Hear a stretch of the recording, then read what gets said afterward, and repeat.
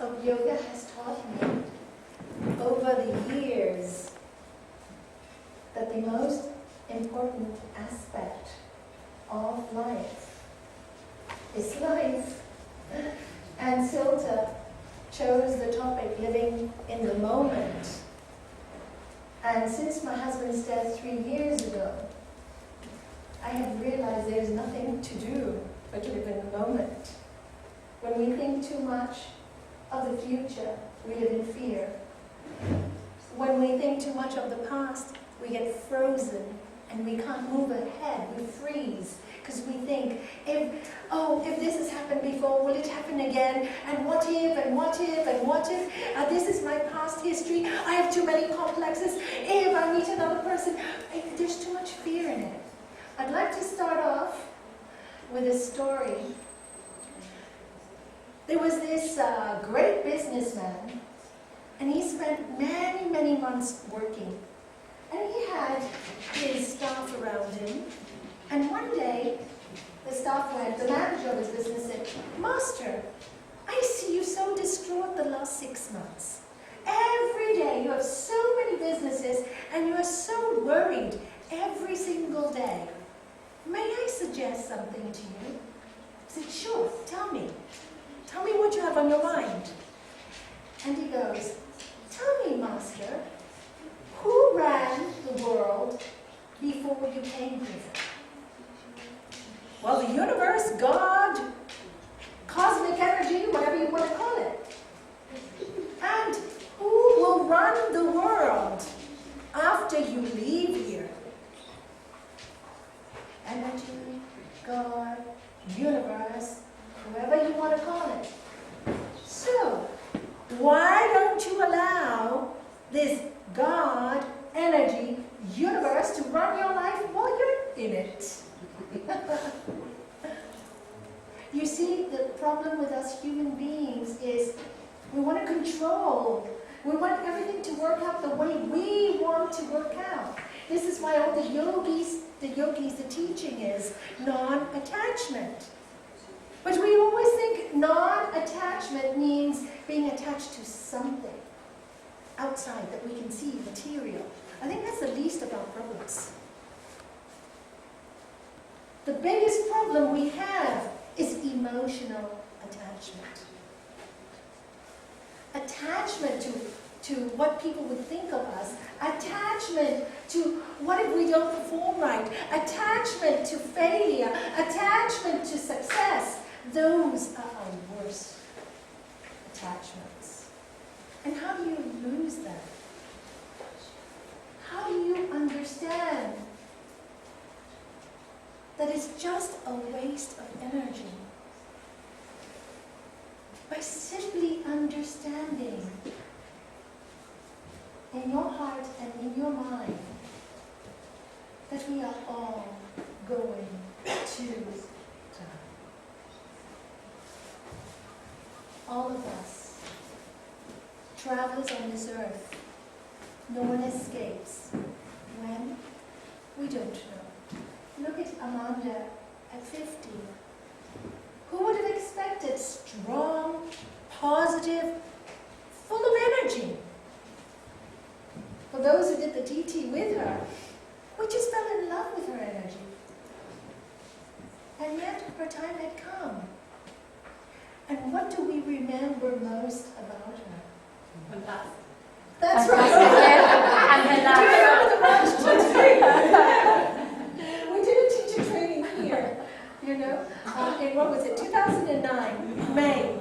And she was in it, and every day she'd come in and say, "This is fantastic, fantastic," you know, the enthusiasm, living it now, you know, it was fantastic.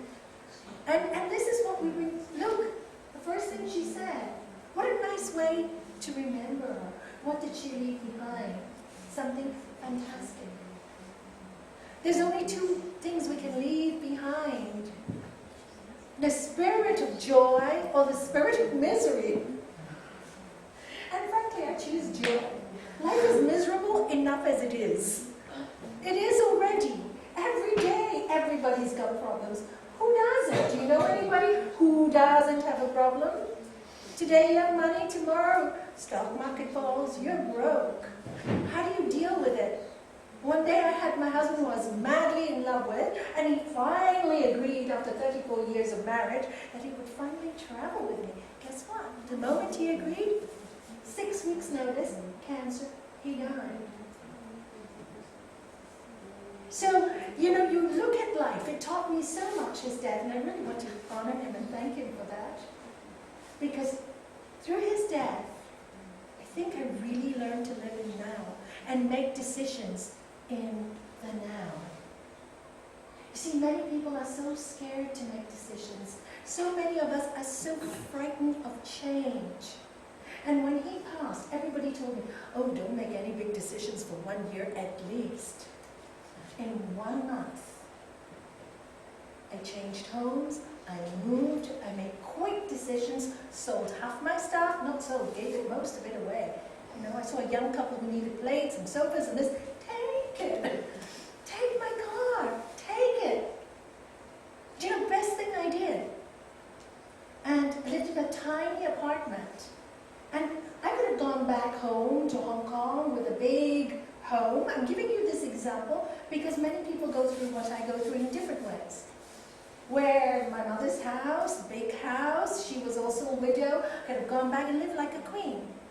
And I was contemplating that. But I had to look at what was happening now, that moment. That moment, my daughter, her third child was special needs. She was special. She needed help. She had 3 children. The third one was she had to be carried all the time. We could hardly feed her. I go, how can I leave her, go to Hong Kong where there are so many people, my son is also there, and leave her? The only one that can help her and will help her is me. I can't leave her now. So, easy decision made. You see how you make your decision living in the moment. What is now? Maybe my heart thought I'd go back to Hong Kong, so many people have said, life of luxury, no more cleaning, no more cooking, no more washing, no more worrying about my bills, somebody else can do this for me.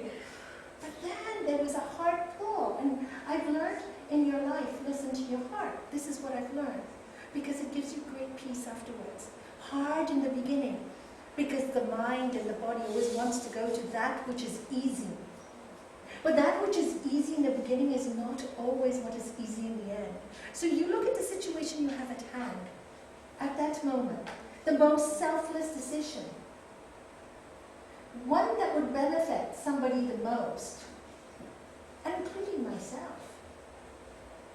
That wasn't the motive, but I just couldn't leave her. And so I decided to stay, and since then, everything's worked out for me like a flowering, like a budding. I have to thank her for that decision. And she said to me, Mom, I know your life would be so much better in Hong Kong. But it is not true. My life is great. My life is great. And I've learned so much from my special needs grandchild. And then I met all these wonderful people in Spain that we've a new Sangha that I would have never met. So who knows? I had 34 years of my husband looking after all my accounts, all the payments, everything. I never knew. I just had money and give it to him. I never dealt with those things. But you see, when you make decisions, if you base them on fear, oh, I can't do accounts. And I tell you, I was in so much fear. I couldn't even drive. The first time I drove, I cried all the way from getting my new car, because it had to be automatic, couldn't drive stick shift. Neither did I have time to learn, because I was too busy, I had too much work to do, I had to move. I cried all the way home, and felt so sorry for myself. I said I went home and made a promise that I was never going to do this to me again. I didn't deserve it. I didn't deserve to be so miserable. I didn't deserve it. That was not what I was created for. I was created for joy. So I went through a horrible time. I lost my husband. Who hasn't lost? Andrew lost her husband. Silda's lost her husband. I mean, we've all lost somebody so precious to us. What is the big deal? He's free. He's not in a painful body. How selfish am I? And when I scolded myself, I felt better. And I got strong. And it really helped to just make the decision for the moment. And living in the moment is making those decisions that sometimes seem so scary. And you think, I'm never going to get through it. It's too different. It's too many changes. I don't know if I can do it, because that's what I told my son. I've never lived in such a tiny place in my life. He said, Mom, take 24 hours and decide. And I go, if I take longer than that, my son won't get back to his life. He'll feel bad and he'll stay with me. I can't do that to him. So I got up in the morning, I said, this is what I have, this is what I'm going to do. And then you just go with it. Once you make a decision, stick to it. Go with it. Trust. Trust. Though it's uncomfortable, though it's scary, though it's frightening, take that ride. Because it makes you independent. It makes you free. And when you're independent and when you're free, you experience what we call in yoga, moksha. Moksha. Freedom. Yes, it's hard. The tendency for the mind, because the mind will always want to feel sorry for itself. Oh, poor me, the mind will pull you. And yoga is that practice that you say, you think you can pull me? No way. I am spirit, and my spirit is alive in me now. The mind is weak, but I am strong. You say that. It's a lovely thing. I kept on saying that to myself. My mind may be weak, but I am strong. So mind, if you want to be sad, you cry whenever you want. But I am strong. I am spirit. Say it with me. I'm strong. Can you all say it? I'm strong. I am spirit. I am spirit. You see, in our human personality, we have lots of weaknesses. Normal. We also make lots of mistakes. Normal. Don't worry about mistakes. Don't worry about weaknesses. All normal. Just get through them. Just get through them. And sometimes people say, oh, I'm so sorry. No, nothing to be sorry about. It's life. Everybody goes through hard times. I'm so proud of myself and I can do accounts. I can open accounts. I can talk to bank managers. Wow! Never thought I'd do that in my life. And at 57 to learn that, it feels good. And that's all from taking decisions moment to moment. Seeing the mind with its dilemmas, with its confusions. Seeing it, watching it, and saying, no, I will take the path of the heart. Because for me, all these years, that has never failed. And when it's the path of the heart in selflessness, it is always flowered and made me prosper. When it's the part of possession, what I want for me, I have always failed. And what I want for me, in terms of emotional attachments, they're only attachments anyway. And when I saw my husband die, I loved him so much. He's gone. But I'll always love him. The love will never die. So what lives? I live. You live. We all live now. None of us know how long we're going to be here. Nobody believed, everybody, all the emails I got about Amanda, she's so positive she was going to get through it. The doctors, your husband's so strong, he's going to get through it. He's a strong man. You don't know. We all have our destiny. We all have our time of death. Yes, to have the positive attitude gives you a nice death. And if you have a nice death, guess what? As the mind, so the spirit. So if you set yourself free when you are living, your death is going to be very easy. And Amanda was so easy. For Ellen, I believe you were, I heard from Lakshmi, you were the last one to see her. Were you the last one to see her? No, there were a couple of people, the last one maybe here, but there were a couple of people with her, nurses, friends who were there that last night also. Yeah, because I got a message from Lakshmi that I could text her, she would appreciate it. Yeah. And then that afternoon she passed. So thank you I for spoke to her just before, That's right. that morning. Yes. So thank you. Because you told Lakshmi that I could send a text. So I sent her a text and 3 hours later she passed. So it made me feel good to follow the moment right away. That's another thing, living the moment. How many times in your life you feel, I need to get in touch with this person right away? Then you want to do it now. Your heart's telling you, and you don't. Why don't you? Then if it does, you don't. You say, I wish I did. So never leave anything for you to regret. And this is the excitement of living in the moment. But it really, really, really means you have to go with the fear. And the only way you can go with the fear is if you have enough faith. And the only way you have enough faith is by knowing the truth. The truth. And the truth is all you have is this moment. That's the truth. Everything else is emotional attachment, material attachment. Anyway, they're all going to go when you die. It's quite funny how attached we get, you know. We know this so well that we're all going to die. And we get so attached. It makes me laugh. It's really nice to talk about death as if it's quite funny. But it is. It's just transition, that's all. It's just from one world to another dimension. But while we're in this world, there is a reason why we're here. There is a reason. Do you understand that? All of us have a purpose. Otherwise we would not be here. We would not be alive. And all we got is this moment. And the decision you make every single second of the day is when the mind pulls you down. Have you read the Bhagavad Gita and have you read it? Or the Living Gita?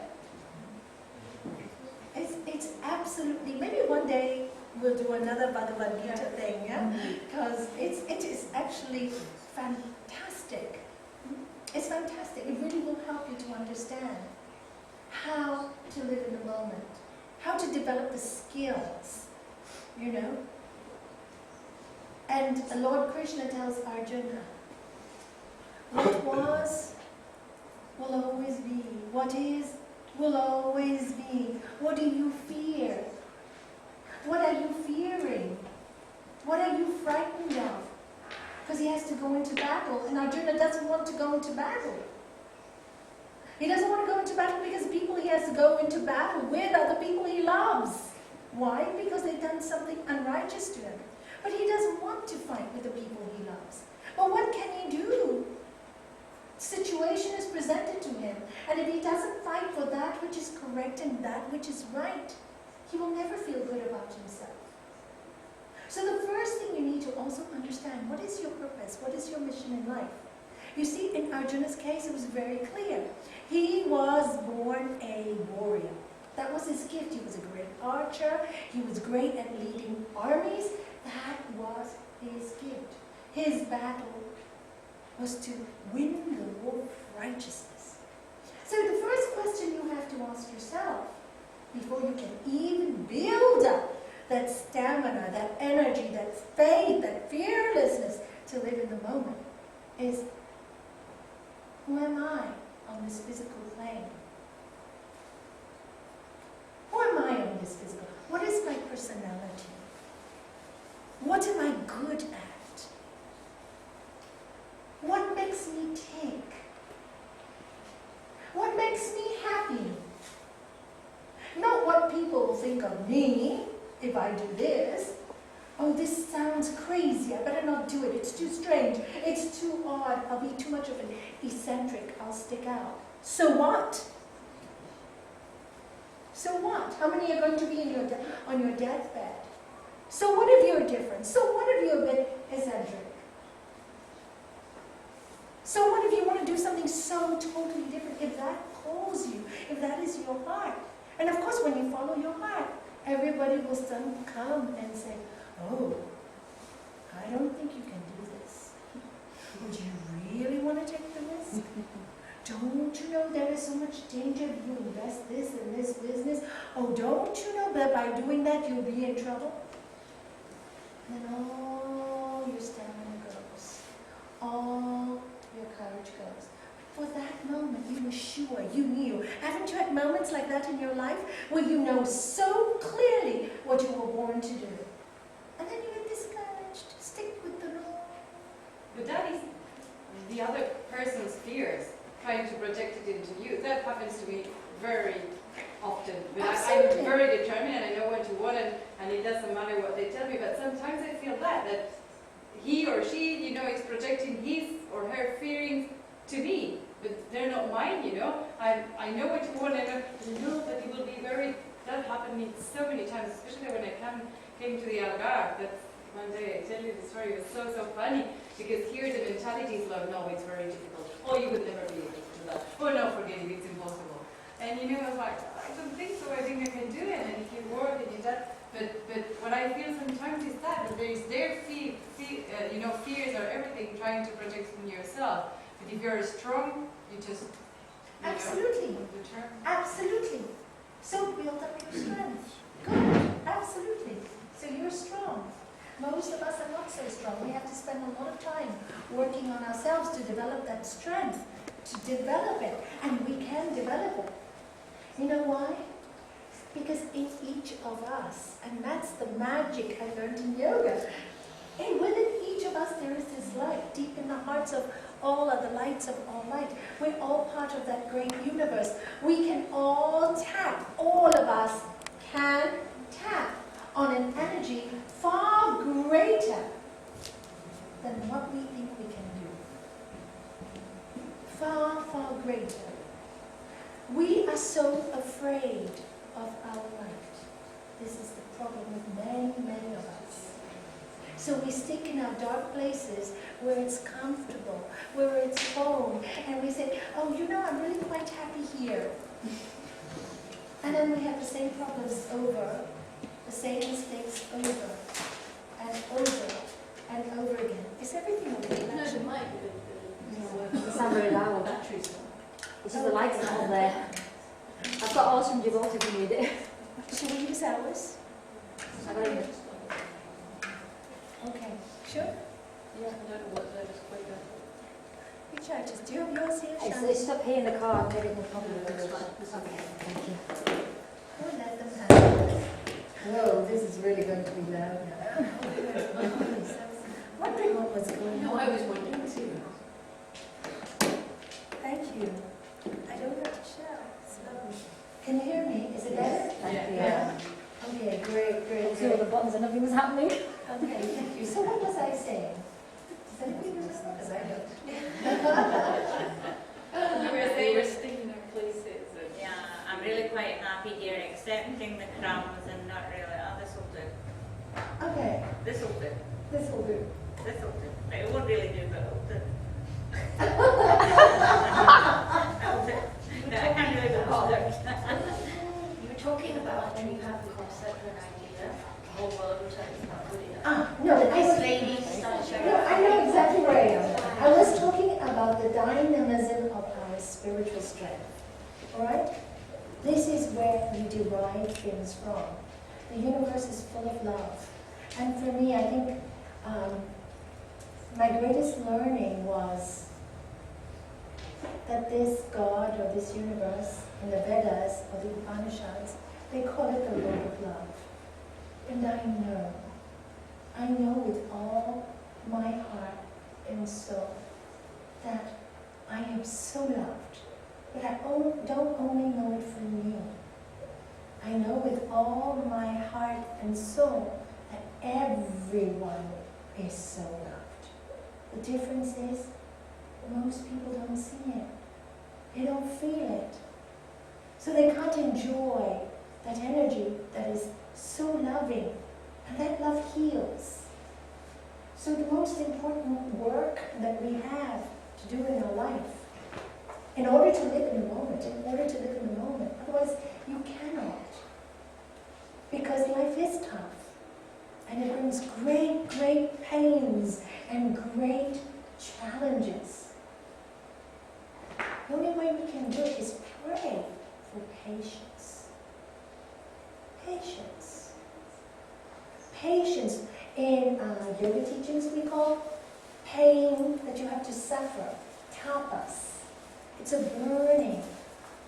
And tapas means accepting pain and not causing it in return. Most of us, when we have pain, we either dwell in it or we, deep in our souls, we're angry at the world or we blame something or somebody. The blame has to go out for that pain. But if we can take the pain as a burning, as my beloved master said, as a purification, stay with the pain, cry if you need, suffer if you need, but know that when the pain is over, and it will be over, because it's always over, isn't it, Angela? There's this Lord of love that always helps us when we connect with it, so long as we don't lose it. If we lose that faith and that love, if we have, you see what we shut down when we get pain. We shut down, we do this. We're so scared of rejection. We're so scared of getting hurt again. We literally shut down.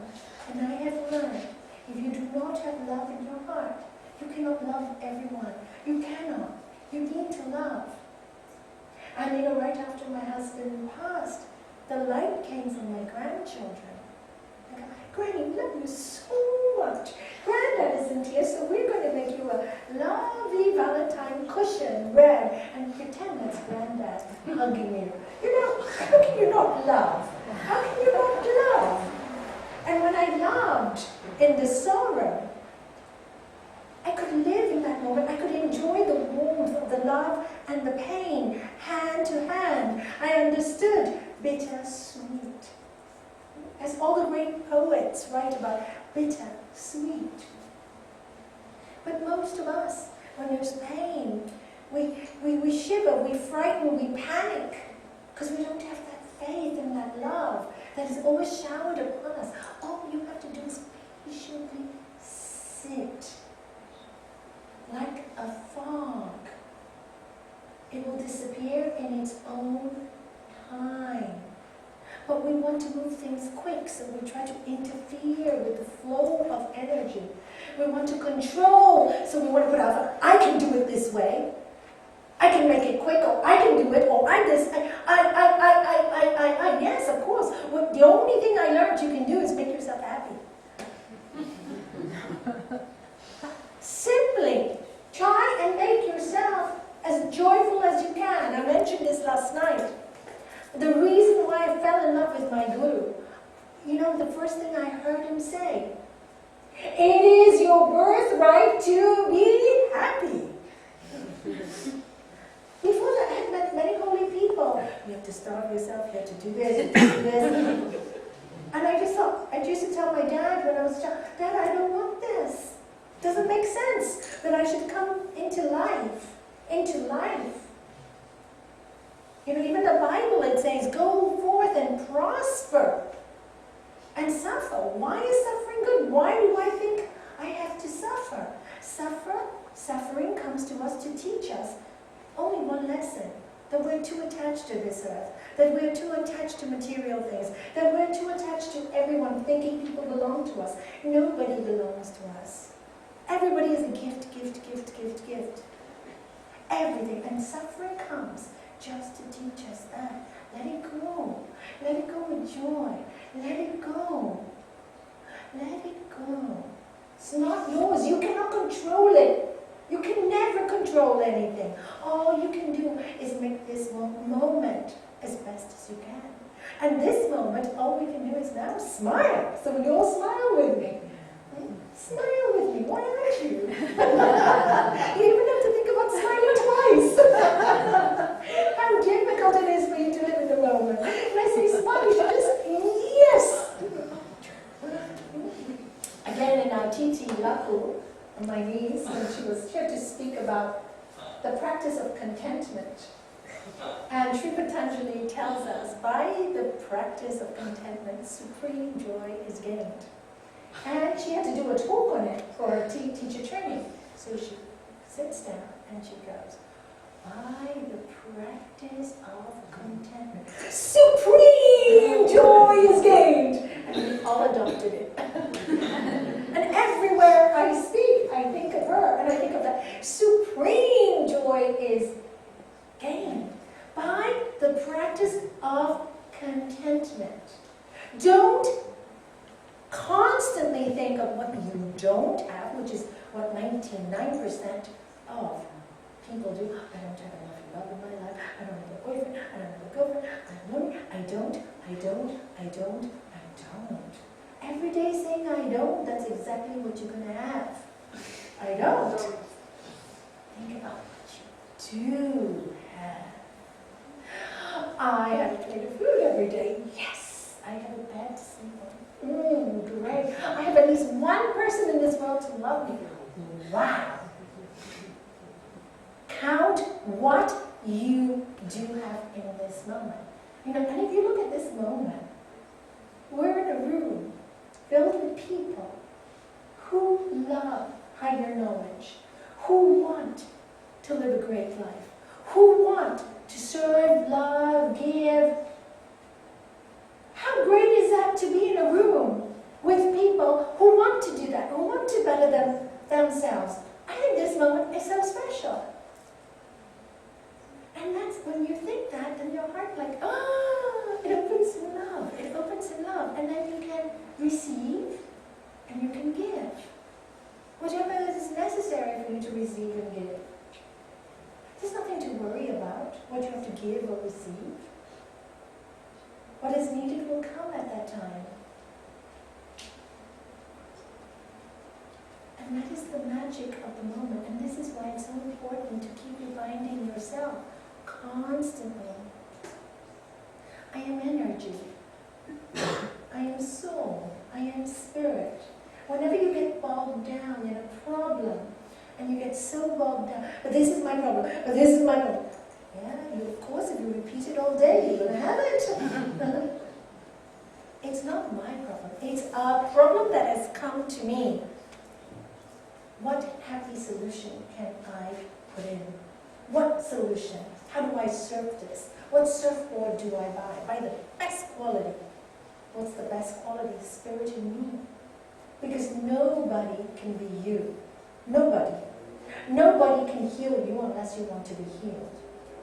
And for me, I've seen again and again and again, laughter heals, joy heals, loving heals.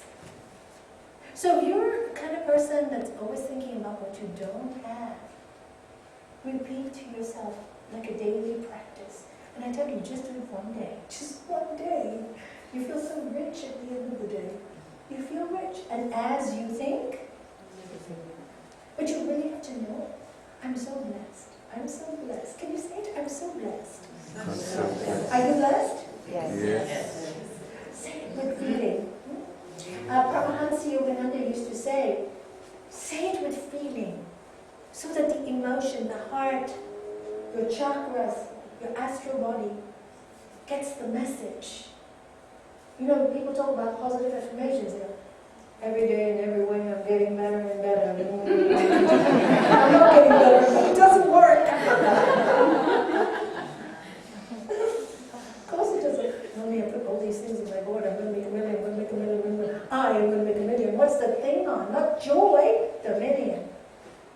But while they're saying, I'm going to make the million, they're stressed because they're expecting already. They're expecting. The moment you expect, guess what? My master used to say, don't make an appointment or you will be disappointed. The Bhagavad Gita says, do that work that comes to you. Oh, but wretched are those that look for the results. Wretched, he goes. Oh my God, that's a very strong word. Wretched. Is it wrong to look for some results in the work you do? No. You like to do it well. If you love to do your work well, you live in the moment. You're focusing already. But you're not thinking, oh, what are this? Let's say you want to bake a beautiful cake and you master, everybody knows that you bake a beautiful cake.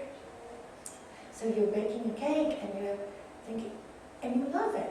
Suddenly somebody comes and tells you, oh, do you know, the President of the United States is coming today. You better make that cake extra good.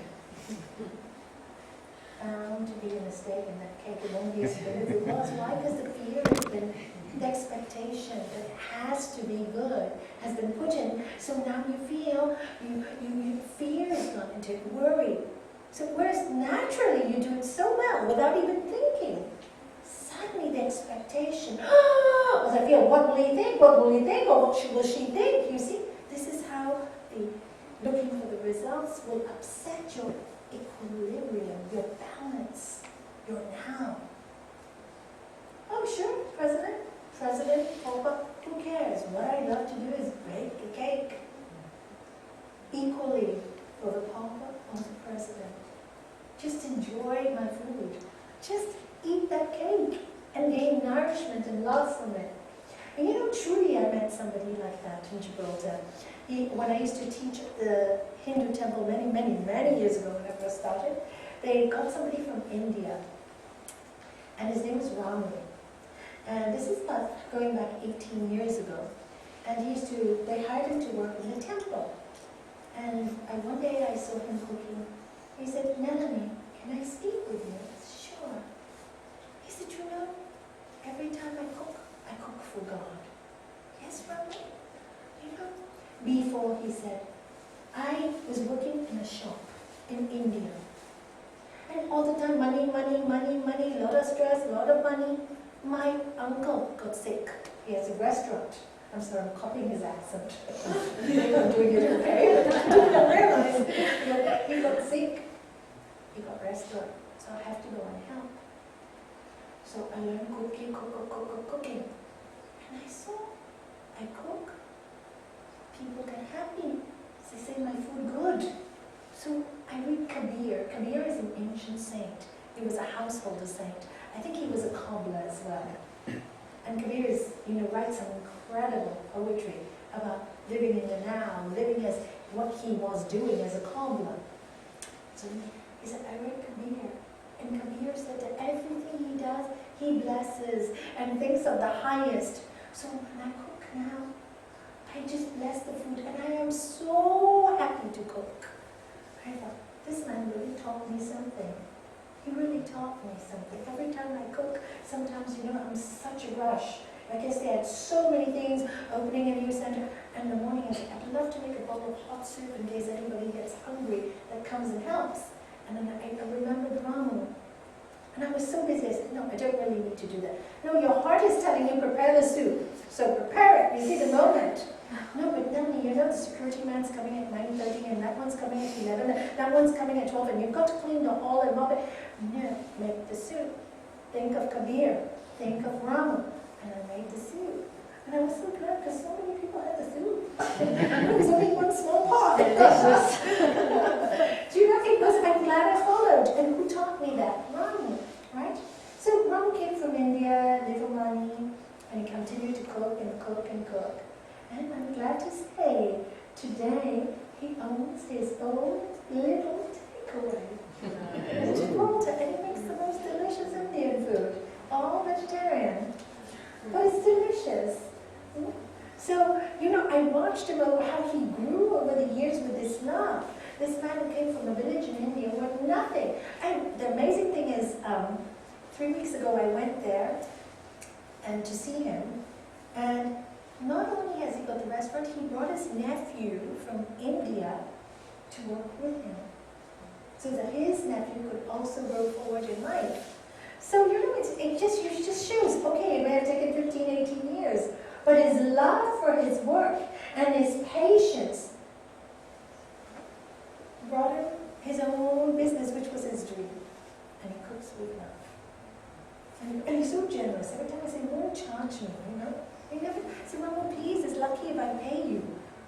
No, you take the food. But Mommy, please, I want you to be wealthy. But he won't let me pay, so I say, God bless your place with wealth. But, it's just the energy that we are all given. We don't use it enough. I feel in our life we become so bitter. Society has changed us. We're always looking for what is going to go wrong. We complain about the financial situation of the world, what is going on. We're constantly in the negative, constantly, because we've been bombarded. And like Saul said, you just gotta be like a laser light in the darkness. You've got to be that light in the darkness. You know, again, I quoted Kennedy last night, and I quote him again. Do not ask what your country can do for you. Ask what you can do for your country. And really know that this Lord of love, this power, is not here to punish us. We punish ourselves. That is so clear to me. Sorrow comes to all of us. Take it bravely. Be brave. And that's what our Lord Krishna tells Arjuna. Be brave! In order to follow your dream, be brave. Sometimes in order to follow your dream, you have to give up everything you love and everything you own. But it's okay. Don't fear. It'll come back to you. When you don't fear, it follows you.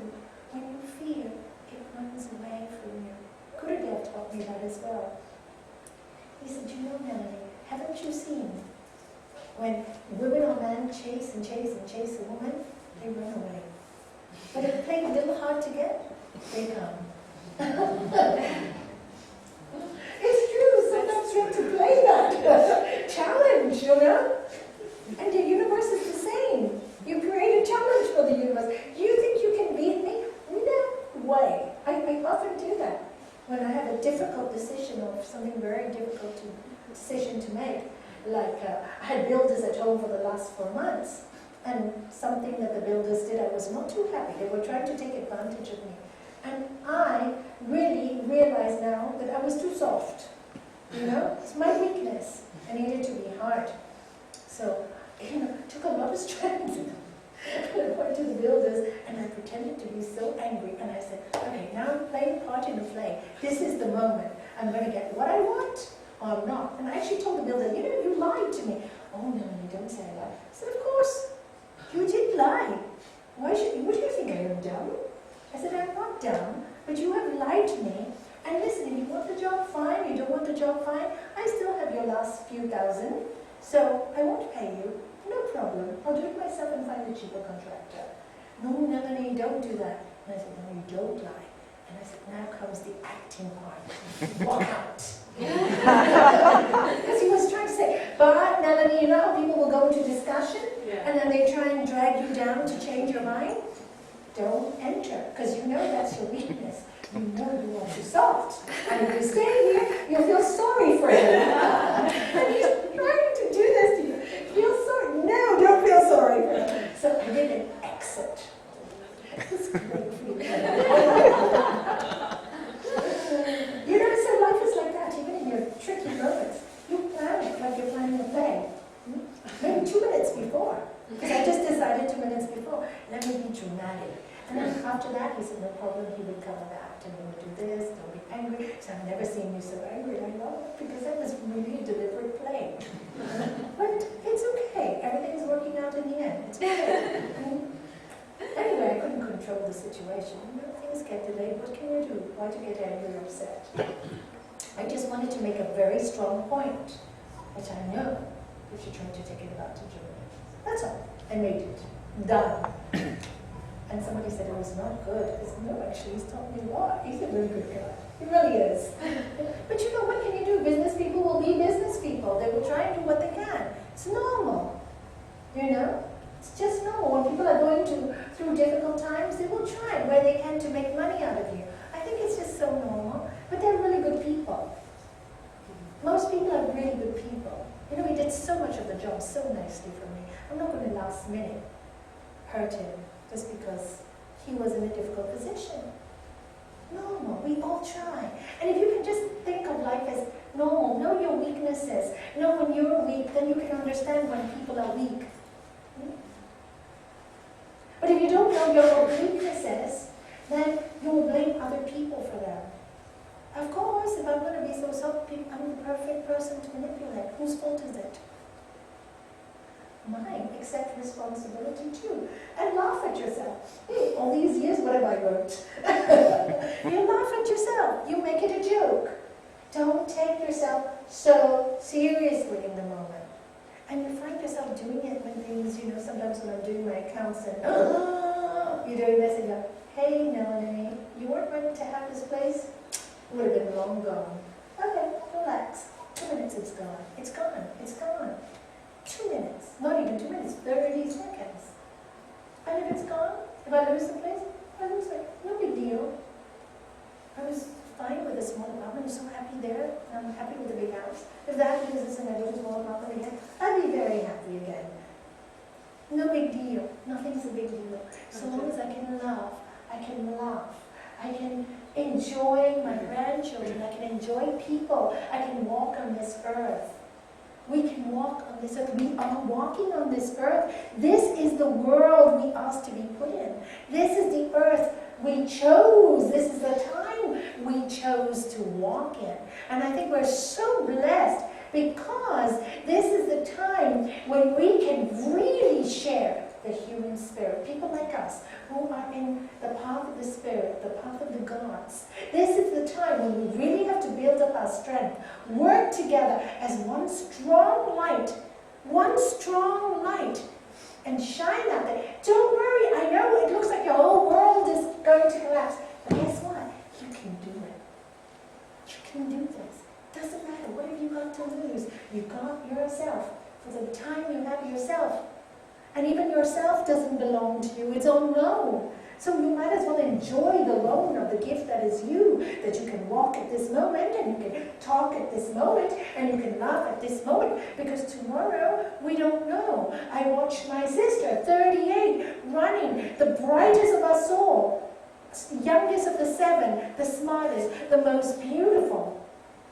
From one day to the next, she had a stroke. Couldn't run anymore. Do you know, you don't know what tomorrow will bring. So live the moment. And you have nice moments in your head to remember at the difficult times. You remember good memories. And you become example of force and strength. Who are the people you respect? Do you remember Christopher Reeves when he was paralyzed? And whenever I heard there was an interview when they were going to see him on television, I'd run. Why? There was such a respect for that human spirit. Most of us get so caught up into the day-to-day nonsense. Because sorry to be so truthful, most of the day-to-day is some of it's such nonsense. And we should fill our hearts with the supreme joy, contentment. Even when you're unhappy at that moment, think, I'm so lucky to be unhappy. I know the emotion. I can understand other people. I can understand pain. I can understand pain because I broke my fractured foot twice. I never thought twice about people with crutches. Now as people with crutches, I understand. It's given me compassion. It's not a suffering. It's not a punishment. It's a joy to learn, to grow, When you're focused on the highest growth, these things don't bother you. They're no big deal. Anyway, the body has to deteriorate in one way or the other. It's life. I know for sure I will not be here in even 30 years. So what's the big deal? 30 years will go like this, won't it? Many of us in this room may not be here even in 10. Or 5. Or 3. Or 2. So take this magical moment and inject it with your love. This is the gift for me, from the gods, to breathe, to talk. That's the only gift I have. I can decide to fill the earth with goodness, and that way help the atmosphere. I can decide to wallow with self-pity and sorrow, which does nothing for the earth's atmosphere. I can do a million postures, yoga postures. I can stand my hand, but without the joy, I am of no use to this world. So it's a choice. Always a higher choice. And this is the whole story of the Gita. We are constantly confronted with 100 negative things. And we have 5 good, strong points. What should we focus on? 100 that drag us down, or the 5 that brings us up? Of course, you have to do battle. The grandchildren ask the grandfather, "Grandfather, talk to us of the spirit." And the grandfather goes, "Well, let me tell you that in your mind, there are 2 wolves that live there, and they're constantly fighting with each other, constantly battling." And the children go, "Oh, grandfather, why?" One of the wolves, aggressive, angry, lustful, greedy, full of greed. And the other one is full of compassion, love, kindness, joy. Grandfather, who wins the battle? And grandfather answers, "The one you feed the most." And that's the one we feed. There is no God or universe punishing us. If that is the case, I don't want to know it. Because even my parents would give me more love than a punishing God. That's not the God I know or want to even believe in. We punish ourselves. There's another story I told last night, which I'll tell today again because it's relevant. There was this samurai, and he was very famous in Japan, and everybody, wow, this samurai comes to town, everybody bows down, etc. And one day one of his friends tells him, "You're so famous, you really need to, this is a great gift from the gods, you should know a little bit about spirit." And he goes, "Yes, I'm really curious. I want to learn what is heaven and what is hell." So his friend tells him, "You really want to learn? There's a monk. He lives in the mountains. Go see him. He can teach you." So the samurai struts and goes up to this monk with his sword and his strong body. And he goes, "Monk, I want to learn about heaven and hell." And the monk goes, You want me to teach you? You're arrogant, you're rude, you have no manners, etc., etc., etc. I refuse to teach you." And the samurai is so used to everybody bowing down to him, got so angry, takes his sword, and he's about to do this to the monk, and the monk goes, "That's hell." And then the samurai sits down and drops his sword, and he goes, "That's heaven."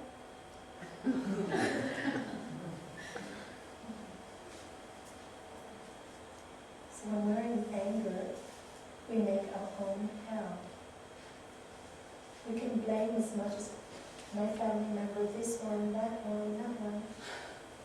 Would we accept the anger? It's our hell. We could look at things differently. Okay, this hurts, it's painful. We cannot put out fire with fire, but we can put out a fire with water.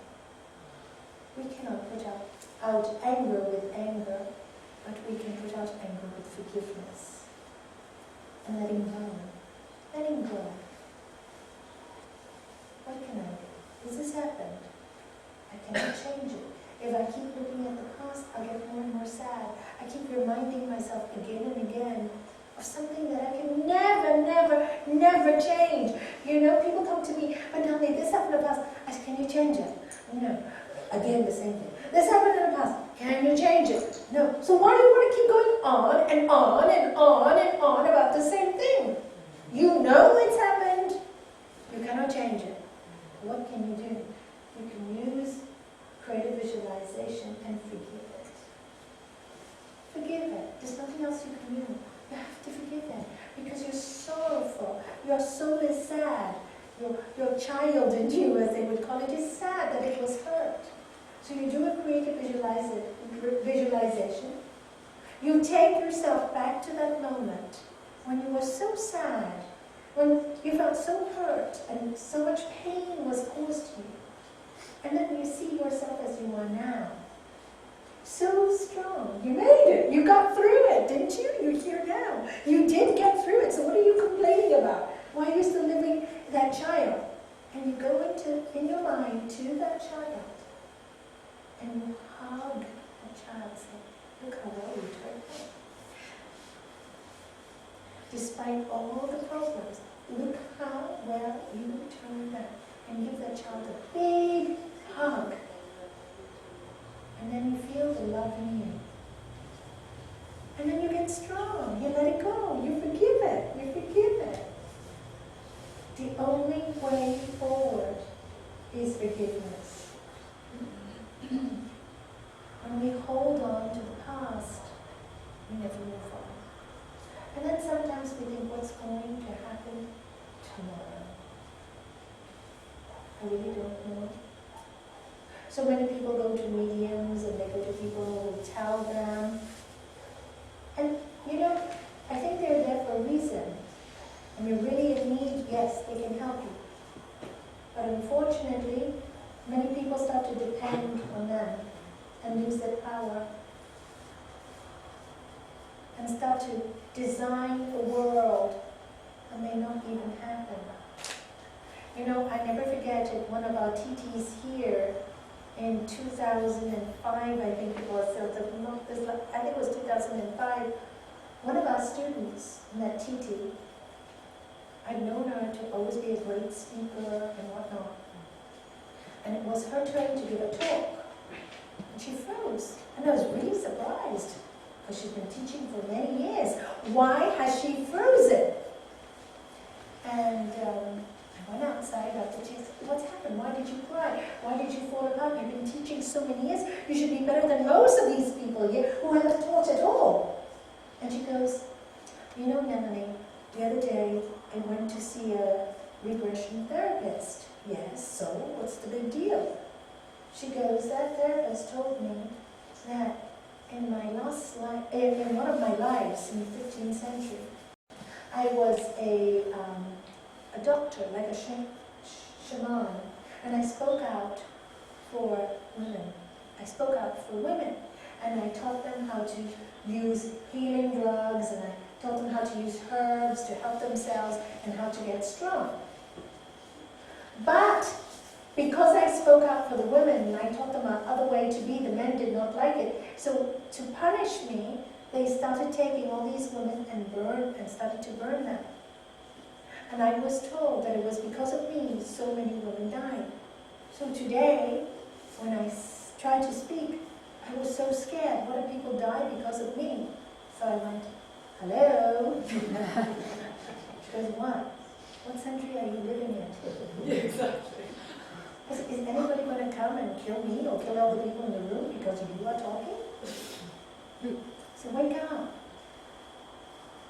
You were born to come to this life to talk, to share your power, and now you can do it freely. That's your gift. For the strength you had. Why do you have to look at it negatively? You see how we decipher information? I don't blame the regressionist therapy. I blame our own minds for the way we look at things. So I said, that's precisely, you've been given a second chance, and now you can sing and say, I'm going to really lift the woman of the world now, and we can do it. So then she next up again, she could talk again. Do you see, I realize, you see, sometimes we're told very powerful things, and we're not strong enough to take them. And they play in our mind. And while they're playing in our mind, we have created a picture of how it should be.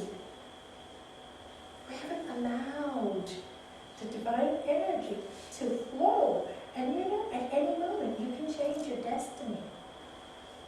The Bhagavad Gita says it so clearly.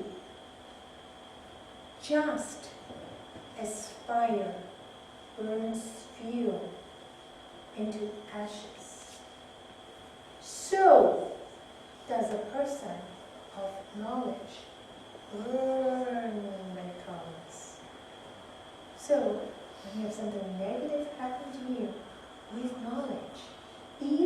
your destiny can be painful. You can learn it by the way you react to it. And you know, John so kindly gave me this gift. Sorry, I dropped it. It was so clumsy of me. And it says, make me an instrument of your peace. And for me, this is my prayer every morning. Make me your instrument. But what kind of instrument? An instrument of light, an instrument of peace, as much as I can, possibly can, because that's all I can leave behind. I cannot leave, I don't want to leave sorrow behind. When I'm unhappy, my whole family suffers. Why would I want my family to suffer just because I'm sad? If I'm sorrowful, they don't deserve it. They can live their lives well when they see me happy. My son often calls me from Hong Kong, Mom, I'm so sorry, I'm not alone, God is with me. I said, you should be really happy, your mom's getting strong, she's learning to do things on her own. Why do you feel guilty? Go enjoy your wife and your children. Hong Kong is the city for you. You're not meant to be here in Spain. You're dynamic, you need the city. I said, yeah, sometimes it's difficult, but I learn. I'm so happy to learn. If I have nothing to learn, why would I be alive? And every day, it's an excitement, it's an adventure. What do we have need to learn today? What? I think I love that. You know, when my master said to me, actually said to a group, because of yoga teachers, because you know, yoga teachers, we can get really really big at it.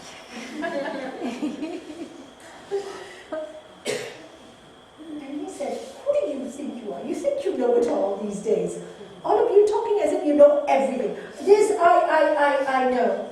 He said, don't you know that even the goddess Saraswati, is an Indian goddess called Saraswati, she holds a mala bead in one hand and a book in the other. If the goddess is still learning, who are you to think you know it all? And you know what? So nice not to know it all, because life is an adventure. You know it all. I know this and I know that. There's nothing to learn. But for me, he also taught me a great lesson. He said, when I went through a period where all I wanted to learn is books, workshops. And he said, drop it all, because I got so confused. I got so crazy with all these things. Gurdev, but this teacher says it this way, and that teacher says it this way, and this one says it yet another way. Oh my God! And then he said, drop all your books, Nalanie, and study life. And I listened to him.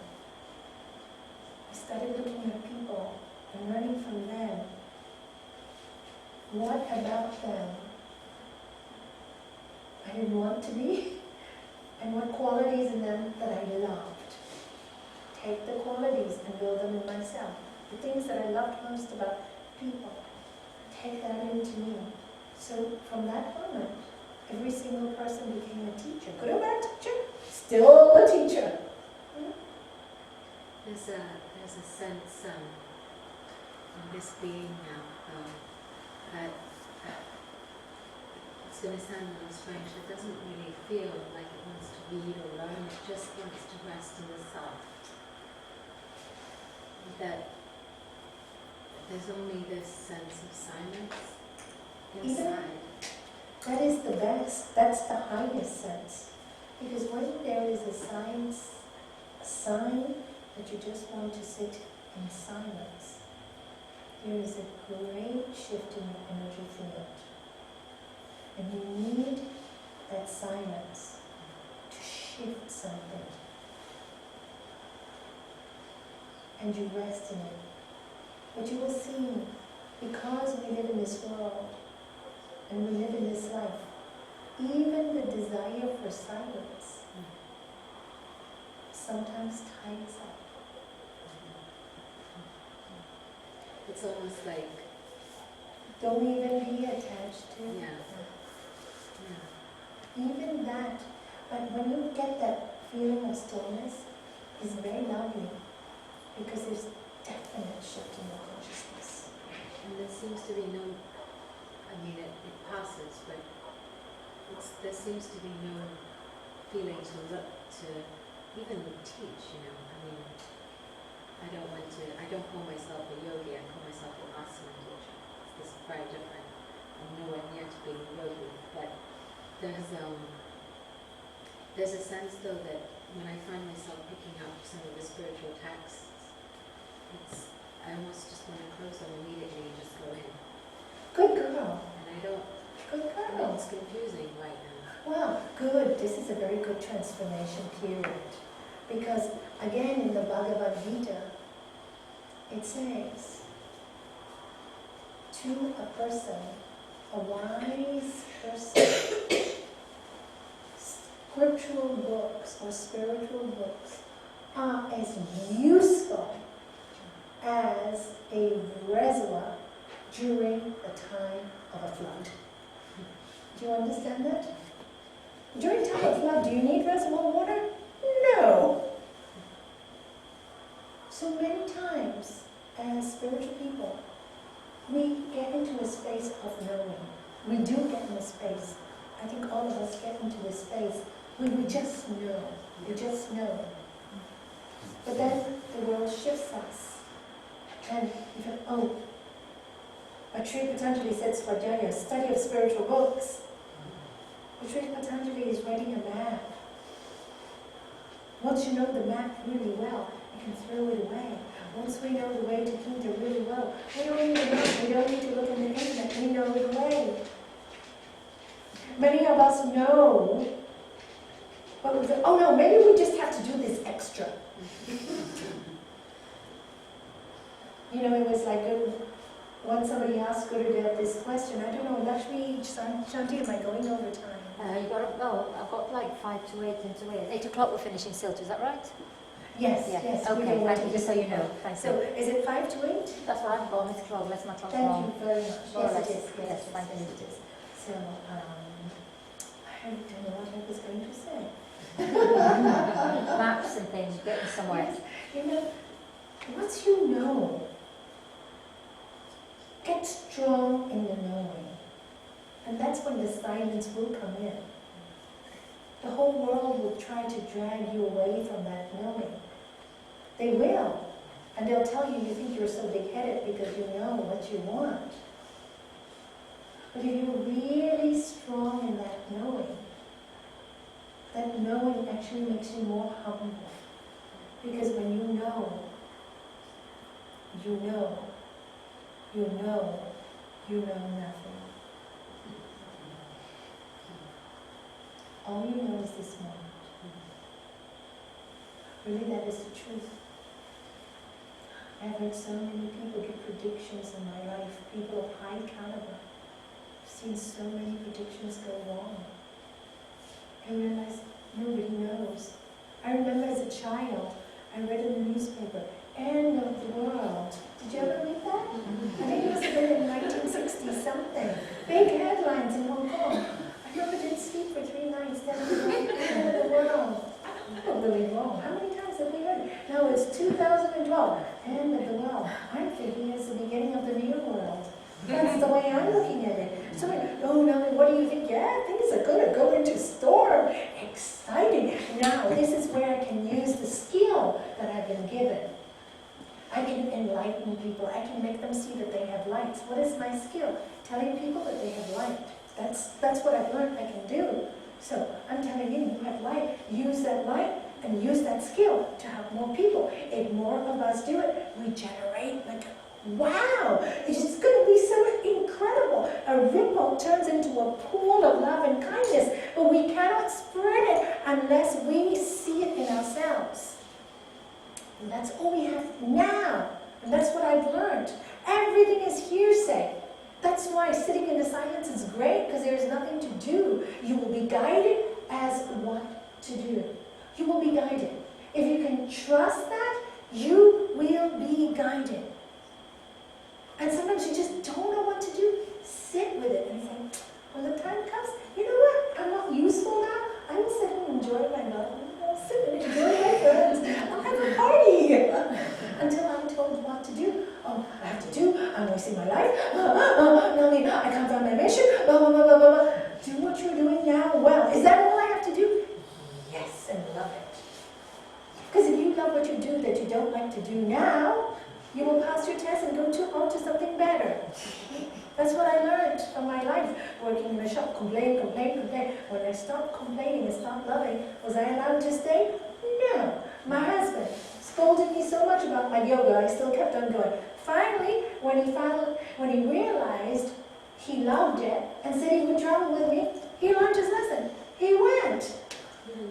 Do you know? It's life. It's almost like we come to learn certain things. When it's learned, goodbye. So not goodbye yet, so we've looked this exciting energy to receive every day, and that's the adventure.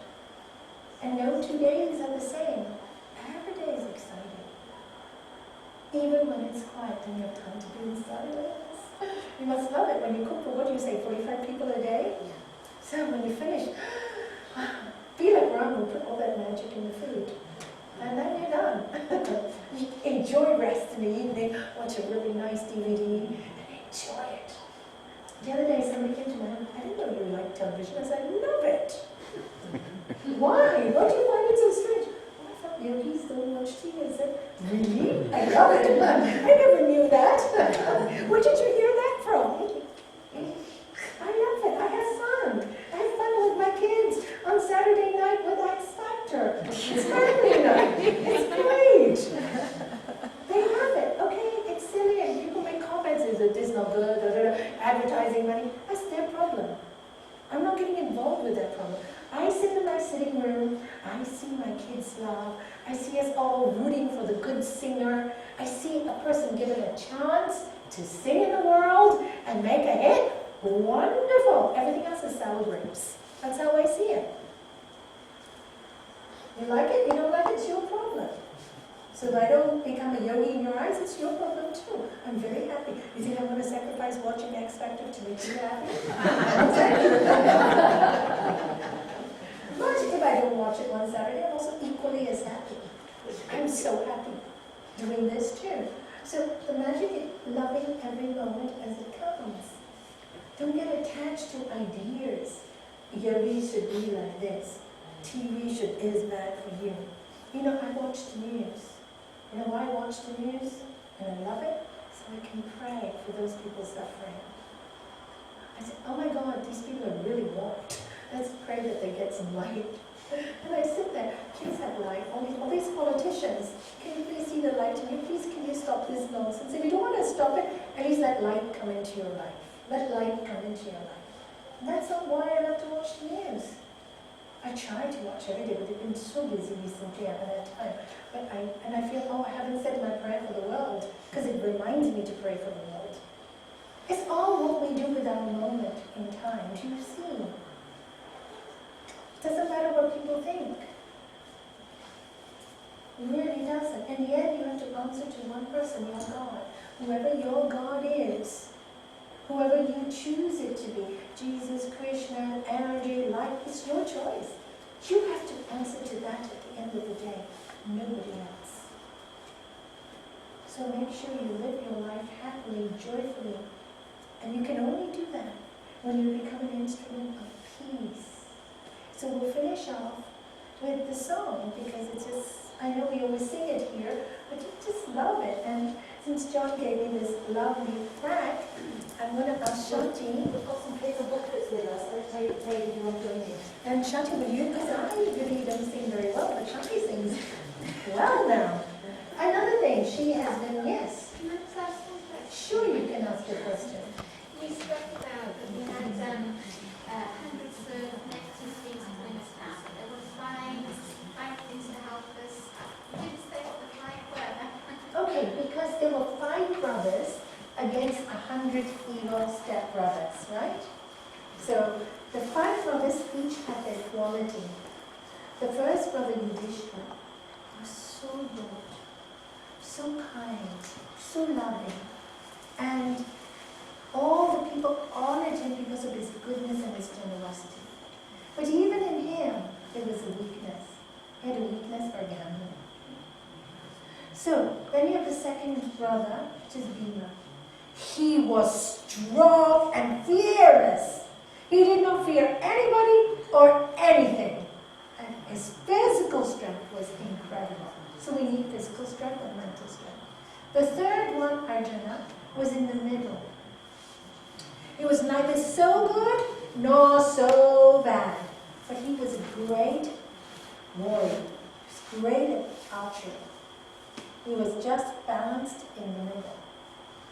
And the last two were twins, Sahadev and Nakula. They came of the same mother, because these brothers had two mothers, right? And again, they had all the artistic skills. They had skills in all the arts, all the fine arts, and they had skills in archery as well. So they were good in everything they did. So those were the 5 brothers. And those 5 things are what we have inside of each of us. Good question. You know, nobody's ever asked me that before. First time. And those brothers represent that. For me, I think in our generation, I think we lack a lot of courage to be ourselves. I think we really need to work on that. And goodness, when we're scared to be good, people are scared of rejection. Or what if people laugh at me and they call me a goody? Okay? We're scared to shine that light. We need to be brave, to be good. It's good to be good. There is a lot of goodness. Yes? Just one more. Do you have at the end of the day that sensation like, yeah, you did a lot, but like to me, I love doing lots of things and I'm very organized and I want, well, you know, I have Santi and I want to have the house tidy and the bed and I teach, as you know, so I keep studying and doing my practice and it's like there's never time to settle off. Sometimes at the end of the day, it's like, oh, right, setting. And I feel like one thing is taking me to other and I'm doing this and I think, oh, I have to do this as well and I have to do that as well. I'm not complaining, I enjoy it. But do you think it's okay to do that, or I should do like less? No, in life sometimes when you are in that creative mode, it springs you. There's so much you do. You want to do everything well. Yeah. And we really do have to take time to stop, and that's why I love the TV programs, because they stop me. And I love my grandchildren, because they stop me, because if it wasn't for them, maybe I wouldn't stop. And the meditation in the morning, my 2 hours every morning, it stops me. So those are the silent, I need the silent time. Because I know my every day is crazy, every day. But then there are the joyful times that I make for myself. People say I don't, but I do. And if I really feel like going to a movie, I love the cinema. Yeah, like me too. That's why we're listening to you and thinking, wow, that's like me. Because you have these at 9, these at 11, but then like last weekend, I'm not very TV. I just turn the TV for Santi when I'm feeding him in the morning. But this weekend, maybe because the summer just ended and I work like a crazy person, I said to Sarah, you know what, I'm just going to lie down in the sofa. Don't anyone even look at me. And I was like, you know, I said half movies, then another half movie, and I didn't move like for 5 hours. And I was enjoying it, you know.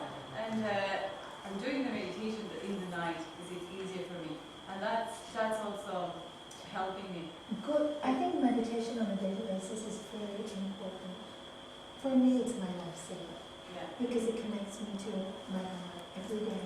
My conversations with the divine being, within me or where it is, I don't really think too much about it. I just know I'm not alone.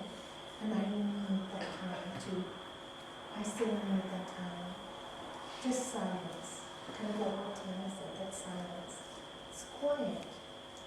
And that is my rest time. I think if you do a lot, you need to do that. I think you burn out otherwise. Even in the spiritual world, I see many spiritual people, they burn out because they try to do so much. And you just can't do it all. And that's the other thing, tell yourself I can't do it all. That's it. Sorry. Sorry, I just can't. I'd love to do it all. I can't. And that's it. This is my time for my grandkids. This is time for my friends. this is time for this. I can't do it all. You expect me to do it all the time, I can't. I need that time. That's it. Simple, make it simple. But when you're feeling that, then immediately get lazy. Practice a little tamas. See, all the goodness are useful for some reason. Nothing is bad. It's our interpretation of everything that makes it good or bad. It's our interpretation. Allow yourself to rest. And that rest also, when you're enjoying the TV, sometimes I go, oh, this is so nice, I'm so lazy. Right now, the people who work so hard, enjoying my quiet time. It's not really quiet, but it is quiet. Yeah, so yes, you understand. You see, everybody goes through the same thing, and then we put all this guilt in and these crazy things, and God is judging us as if there's a person up there looking at us and telling us, it's crazy. You know what that person is? Our own minds. It's so crazy, we're so childish. Anyway, it's fun being a human being, isn't it?